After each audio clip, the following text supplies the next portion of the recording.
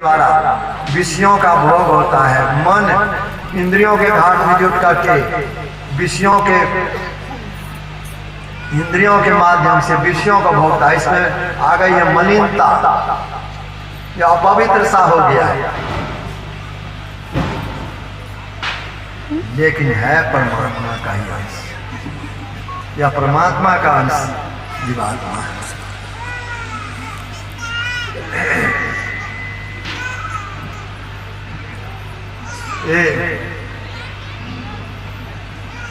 या जीवात्मा, इसके ऊपर से यह सब आवरण हट जाए तो वही शुद्ध, जैसे बोतल के जल बोतल की ठेपी खोल करके गंगा में उड़ेल दें, एक ही उसमें कुछ फर्क। उसी तरह से चेतन आत्मा के ऊपर जो शरीर इंद्रियां का, शरीर का पट्टी इंद्रियां का संग हो गया है, या हट जाए तो शुद्ध रूप में हो जाएगा, ज्ञान स्वरूप हो जाएगा। उसी चेतन आत्मा से इंद्रियां को भी शक्ति मिलती है।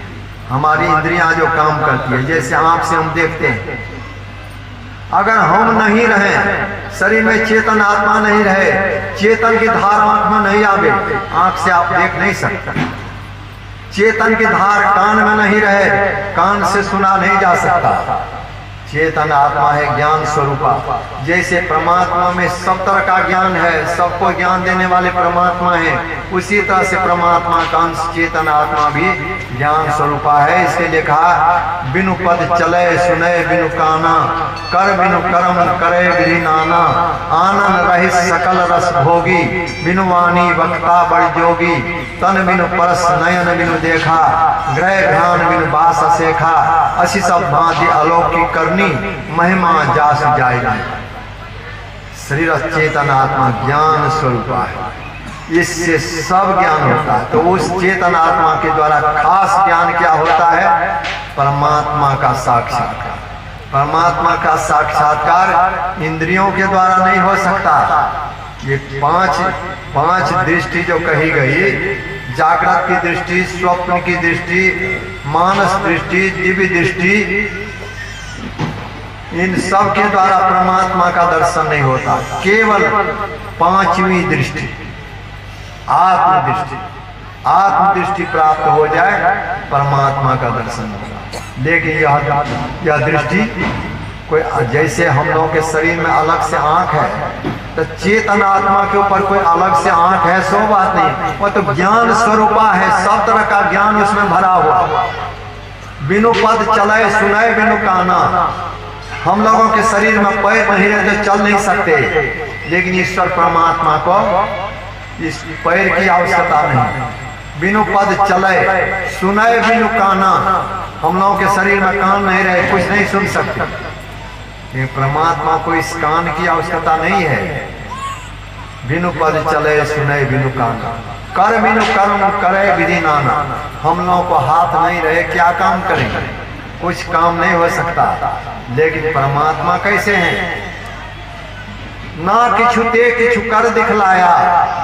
इस सारे संसार का सृजन करने वाले परमात्मा है। हम लोग के शरीर को भी परमात्मा ने बनाया, माता के पेट में। लेकिन कलाकार की तरह, जैसे कलाकार लोग मूर्ति बनाने वाले हाथ से बनाते हैं मूर्ति, उस तरह से परमात्मा को बनाने की आवश्यकता नहीं। संकल्प मात्र से, हाथ की आवश्यकता नहीं। कर बिनु कर्म करे विधि नाना। सारे संसार की रचना परमात्मा ने कर। परमात्मा में सब तरह का ज्ञान, कुछ भी उनको जानने के लिए बाकी नहीं रहता। संसार के सभी प्राणी, कोई भी कुछ भी उनसे छिपा करके कर नहीं सकता। परमात्मा से कुछ भी, कोई भी बात छिपी हुई रह नहीं पाती। ये सबके कर्म को देखते हैं, सबको देखते हैं। दिन में रात में, किसी समय भी, कहीं भी, किसी तरह का कर्म कोई करे, परमात्मा को सब जानता है। परमात्मा का अंश या चेतन आत्मा भी है, वही है, उसी का अंश, केवल आवरण के कारण ढका हुआ है। आवरण के कारण ज्ञान भी ढका हुआ है। अपने आप का भी ज्ञान नहीं होता, लेकिन है परमात्मा का। कैसे उगरेगा? शुद्ध रूप में। शुद्ध रूप में जब तक नहीं आता तब तक न तो अपनी पहचान न परमात्मा का दर्शन।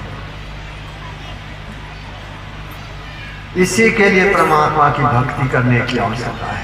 संत लोग यही बात बतलाते हैं, ऐसी भक्ति करो जिस भक्ति के करने से तुम्हारे ऊपर जो आवरण है वो आवरण सब हट जाए। आवरण हटना नहीं बल्कि आवरण के अंदर होकर के निकलना है। किस तरह से?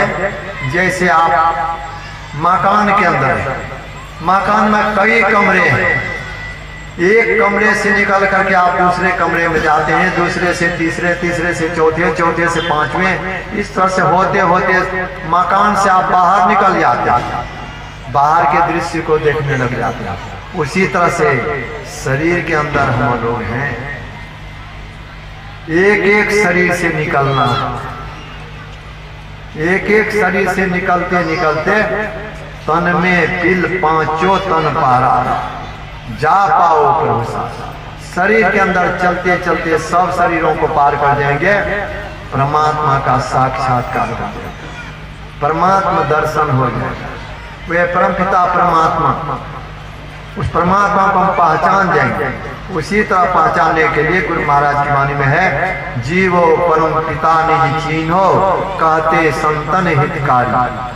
संत महापुरुष कहते हैं जीवो तुम परमात्मा के अंश हो, लेकिन उस परम पिता परमात्मा को तुम भूले हुए हो। जीवो परम पिता निज चीन्हो कहते संतन हितकारी। द्वैत प्रपंच के सागर बूरो सहो दुख भारी।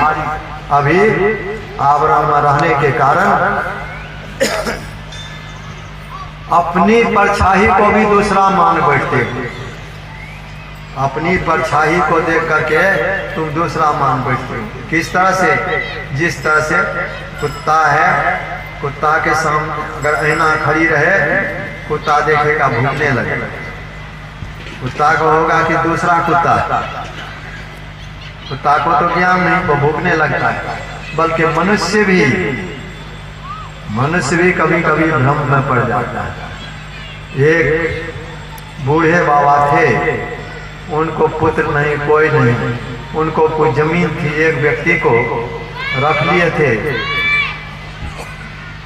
अपने यहाँ सेवा के लिए। बहुत वर्षों से उनको मोतियाबिंद की बीमारी हो गई, देख नहीं पाते, करीब 25-30 वर्ष से उसी हालत में थी। उनके साथ में जो सेवक थे, जिनको कह दिया था कि मेरे पास जो जमीन है सब जमीन में तुमको दे दिया, तो वे रह रहे थे, उनकी सेवा में थे। एक बार वे भागलपुर आए, सत्संगी थे, पहले से दीक्षित थे। जमालपुर में अभी ये विवेक बाबू हैं, इनके पिताजी थे उस समय, वहां पर नेत्रदान शिविर लगा। वे कुपा घाट पहुंचे तो उनको कहा कि आप चलिए, हमारे नेत्रदान शिविर लगने वाला है, वहां जाएंगे, आपके यहाँ का भी ऑपरेशन हो जाएगा। तो उनके कहने पर वे पहुंचे, उनके यहाँ का ऑपरेशन हुआ।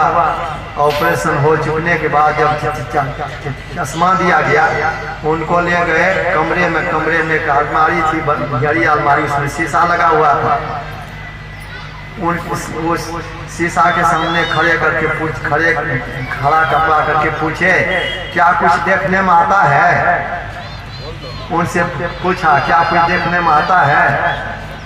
तो उधर देहात में जो बोलते हैं उस बोली को शायद आप लोग नहीं समझ सकेंगे सब कोई, उधर के लोग तो समझ जाएंगे, लेकिन सब नहीं समझ सके। पूछा कि क्या कुछ देखने में आता है, उसका कुछ उत्तर नहीं दी। उनको जब अपनी परछाई ऐना में देखने में आया तो उसी से पूछने लगे कि क्या हो, ऐसे पूछने लगे। अपनी परछाई 25 वर्ष पहले से वो कुछ देख नहीं पाए, कहने लगे क्या हो, मतलब कौन हो जी, इस तरह से कहने। तो है तो और कोई नहीं, अपनी परछाई है। दर्पण में प्रतिबिंब जो भासे, आप चहु दिस सोई, दुविधा मिटे एक जब होए तो लखता। यह भ्रम में हम लोग हैं, आवरण के कारण इस आवरण का निवारण संत सदु की युक्ति के अनुसार जब साधन भजन करेंगे, साधन भजन करते करते अपने ऊपर का आवरण जब हटेगा, अपनी पहचान होगी, अपना ज्ञान होगा और अपने तई से परमात्मा का दर्शन, तब जब वैसा होगा, पहले तो परमात्मा का दर्शन एक आवरण के रहने पर, एक आवरण के रहने पर द्वैत रहता है। जैसे बोतल में बाहर का जल या गंगा जल ही बोतल में रख दिए, छेपी बंद है तो गंगा में डालने पर भी अलग ही रहेगा, एक नहीं हो, क्योंकि वो बोतल के अंदर है, छेपी बंद है। लेकिन उसी छेपी को बंद करके उड़ेल देंगे तब वो अलग नहीं रहेगा, तब एक ही एक। उसी तरह से 5 आवरण में 4 आवरण, स्थूल सूक्ष्म कारण महाकारण, 4 जड़ आवरण है, 5वां चेतन आवरण। 4 जड़ आवरण के उतर जाने पर तब अपनी पहचान परमात्मा का दर्शन। जैसे मान लीजिए ये कपड़े का पर्दा है या दीवार है, दीवार के उस पार में है क्या है हम लोग नहीं देख पाते, लेकिन ऐना का दीवार रहे तब ऐना खड़ी कर दी जाए दोनों के बीच में, तो शीशा खड़ी रहे तो शीशा के उस पार में जो लोग हैं उनको देख लेंगे। दुकानदार लोग शीशे की अलमारी में बिक्री का सामान रखता, ग्राहक लोग बाहर से देख लेते हैं इनके पास कौन कौन सामान। हलवाई लोग अनेक तरह की मिठाई बना करके शीशे की अलमारी में रखते हैं, ग्राहक लोगों को देखने में आता है इनके पास यह सब है, ले नहीं सकते बात क्योंकि शीशा का आवरण।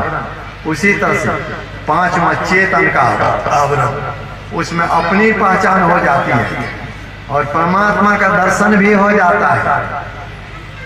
उसी हालत में सो अहम जो वे हैं वही मैं हूँ यह ज्ञान हो जाता है, लेकिन द्वैत नहीं मिटता। वह भी समाप्त होता कब? जब वह चेतन का आवरण भी समाप्त हो जाए, तब हम प्रभु प्रभु हम एक ही होई, द्वंद्व द्वैत रहे नहीं कोई। 5वां आवरण चेतन का आवरण भी समाप्त हो जाने पर जीव परमात्मा में जाकर के मिल जाता है। अब कोई दुख नहीं। यही गुरु महाराज की वाणी में है, तन मन इंद्रिय संग आ जाना, द्वैत जीवो परम पिता निजीनो कहते संतन हितकारी, द्वैत प्रपंच के सागर बुरो सह दुख भारी। जब तक यह द्वैत लगा हुआ है इसमें तुम डूब रहे हो। द्वैत प्रपंच के सागर बुरो सह दुख भारी, तन मन इंद्रिय संग आ जाना होती ख्वारी। शरीर इंद्रियों के संग में पड़ करके तुम अनजान बन गए, ज्ञान विहीन बने हुए हो।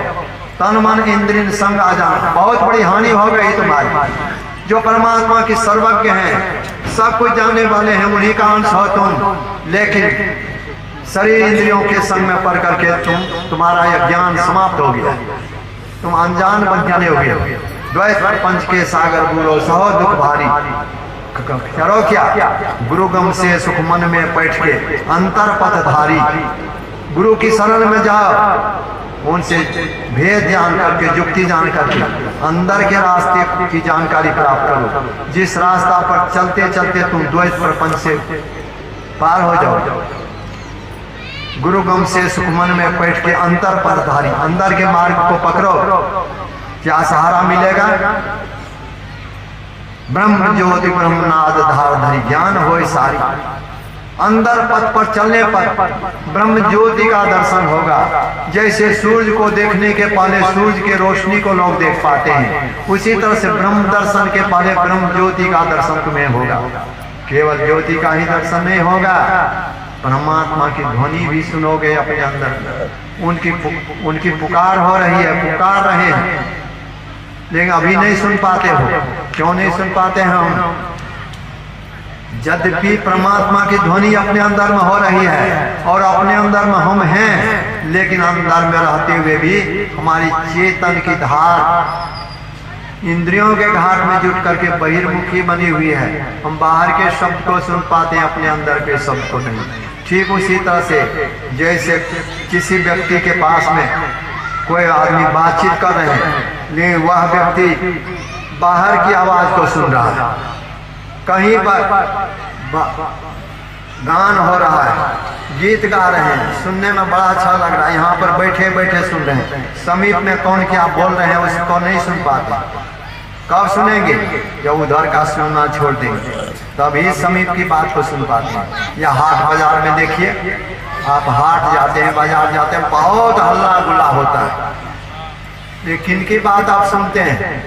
बहुत लोगों की ओर से ख्याल हटा करके जिनसे कुछ लेना है उनसे आप पूछते हैं कि आपके पास अमुक चीज है, वे कहते हैं हाँ है, कितना दाम है। उनसे जो बातचीत होती है उसी की बात को आप सुनते हैं, बहुत लोगों की बात को नहीं सुनते।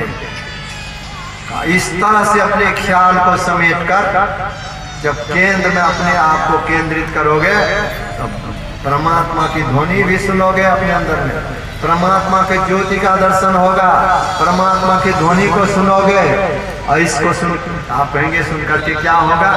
सुनत लखत सुख लहत अद्भुति, अद्भुत सुख मिलेगा। वैसा सुख बाहर की प्राप्ति में नहीं, भोग धन संपत्ति भोग सामग्री पद प्रतिष्ठा में नहीं, क्योंकि इसके साथ अशांति बनी है, इसमें चंचलता है, इसमें अज्ञानता है, इसके साथ भय लगा है, आपदाएं आती है, शोकित होना पड़ता है, चिंतित होना पड़ता है। लेकिन अपने अंदर में वह देखने और सुनने में उनको आता है जिनको ध्यान लगता है। बिना ध्यान लगे न देखना हो सकता है न सुनना हो सकता है। ध्यान कैसे लगे ये तो गुरु की जुक्ति, लेकिन गुरु किनको बतलाते हैं? गाय भैंस कुत्ता बिल्ली वह नहीं समझ सकता, सुन नहीं सकता, मनुष्य को ही बतलाया जाता। मनुष्य ही सुन सकते हैं, समझ सकते हैं, कर सकते हैं। इसलिए मनुष्य शरीर को सबसे उत्तम कहा गया। नर समान नहीं कबनी उदे, किसके समान और कोई शरीर नहीं। इसी शरीर में जब ज्ञान होने योग्य है तो मुझे कहा गया था कि 5 बजे तक होना अच्छा है, क्योंकि 2:30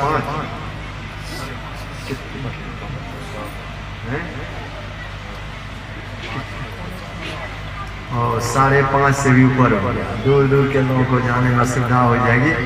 तब इतने ही मैं अपना कथन बंद करना चाहता हूँ।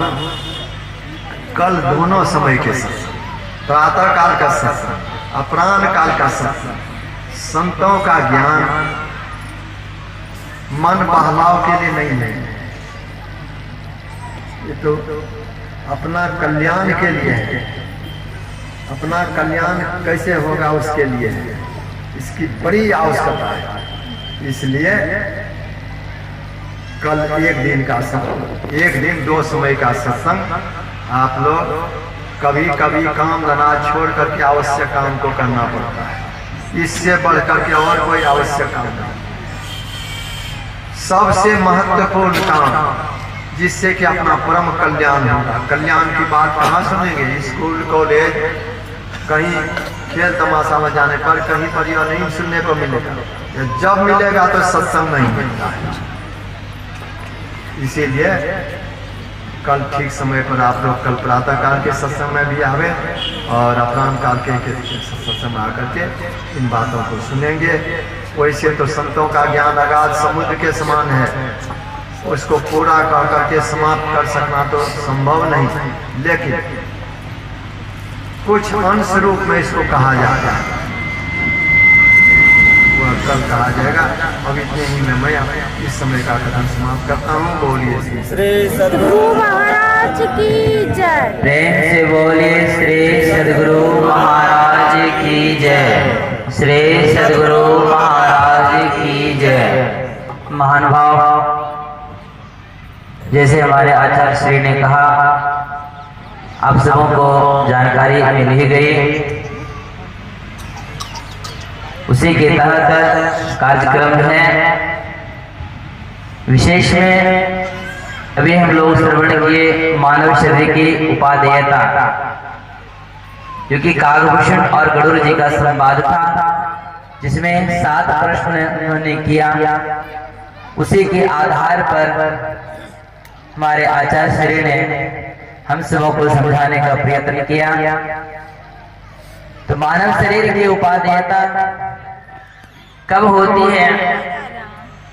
क्योंकि कहा जाता है यह शरीर का जन्म तो हर एक का होता है। 4,84 लाख योनियों में जितने भी प्राणी हैं सबों का होता है, परंतु जन्म उसे कहा जाता है जो कि अध्यात्म संबंधित जन्म होता है, जिससे कि अंतर साधन करके और पार ब्रह्म परमात्मा का साक्षात्कार किया जाता है।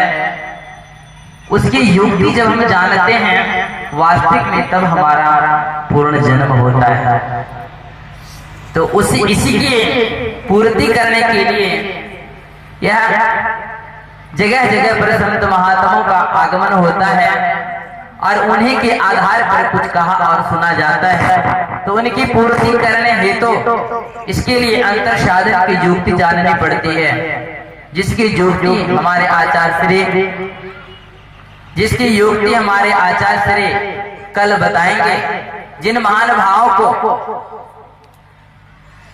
सद दीक्षा ग्रहण करना हो, इसके लिए हमारा संत मत का एक शर्त है, जो कम से कम 6 महीने पूर्व से ही मीट, मछली, अंडा, गांजा, शराब, बीड़ी, सिगरेट, तंबाकू, चरस इत्यादि जितनी भी नशीली चीजें हैं जिन्होंने परित्याग कर चुका है, ऐसे ही व्यक्ति अंतर साधन के पूर्ण अधिकारी होते हैं। क्योंकि हम सभी अगर खीर बनाते हैं, एक कटोरी में अगर खीर लेना चाहते हैं तो उस कटोरी में थोड़ा सा गोबर रख दें, गाय का ही सही, उसमें खीर अगर डाल दें तो वह खीर खाने के लायक नहीं रहती है, वह बेकार हो जाता है। तो इसी की पुष्टि करने हेतु हमारे आराध्य देव ने इस तरह की प्रक्रियाएं और साधना और इस तरह का नियम उन्होंने निकाला है। इसीलिए जो इस तरह के व्यक्ति हों, जिनकी इस तरह की इच्छा हो, हमें भी अंतर साधन की युक्ति जान करके अंतर साधन करके पार ब्रह्म परमात्मा को प्रत्यक्ष करना है, तो वे सुबह से भूखे रहेंगे और एक फूल का माला, स्नान करने के पश्चात एक फूल का माला और पान प्रसाद इत्यादि लेकर के इसी जगह पे पहुंच जाएंगे। अन्यथा जिनको पता है, जो कि हमारे साथ में गलेरिया मार्केट है, उसके साथ में रिजवुड एस्टेट है, वहाँ हाउस नंबर H36 में आचार्य श्री का निवास स्थान है, वहां पहुंच जाएं। जो वहां नहीं पहुंच पाएंगे, यहां आ जाएंगे, तो फिर उनको वहां ले जाकर के अंतर साधन की युक्ति की प्रक्रिया बतला दी जाएगी। और विशेष कल सुबह का कार्यक्रम 7 बजे के बाद से ही होगा, इसलिए कि जो पॉम्पलेट में छपा है वह 6:30 बजे से छपा है। तो आज हमारे कुछ महानुभाव सभी कह रहे थे कि थोड़ा लेट से ही करेंगे तो अच्छा होगा, क्योंकि सभी लोग थोड़ा लेट से जगते हैं। इसीलिए 7 बजे के बाद से ही स्तुति प्रार्थना का कार्यक्रम शुरू की जाएगी और फिर दोपहर का कार्यक्रम 2 बजे के बाद से ही भजन कीर्तन के द्वारा सत्संग का कार्यक्रम समापन होगा। और हम सभी आचार्य श्री के मुखारबिंद से श्रवण कर ही चुके हैं कि कल दोपहर का सत्संग ही यहाँ का अंतिम सत्संग कार्यक्रम है, 2 दिवसीय सत्संग कार्यक्रम।